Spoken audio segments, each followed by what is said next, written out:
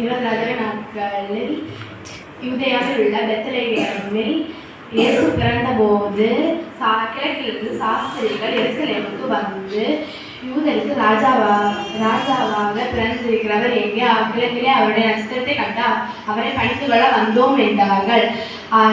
ஏரோது ராஜா இதை கேட்டபோது அவனும் அவருடனே கூட எருசலேம் நகரத்தார் யாவரும் கலங்கினார்கள்.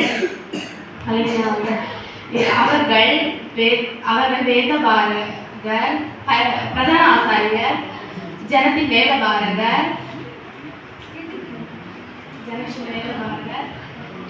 எல்லாரும் கூடி வர செய்து இயேசுவானவர் எங்கே பிறப்பார் என்று திட்டமாய் விசாரித்தார். அவர்கள் அவனை நோக்கி யூதேயாவில் உள்ள பெத்லகேமிலே பிறப்பார் என்றார்கள். மத்தேயு 2ஆம் அதிகாரம் 6 முதல் 10 வரையுள்ள வசனங்கள். யூதேயா தேசத்தில் உள்ள பெத்லகேமே, யூதாவின் பிரபுக்களில் நீ சிறியதல்ல, என் ஜனமாகிய இஸ்ரவேலை ஆளும் பிரபு உன்னிடத்திலிருந்து புறப்படுவார் என்று தீர்க்கதரிசியினால் எழுதப்பட்டிருக்கிறது என்றார்கள்.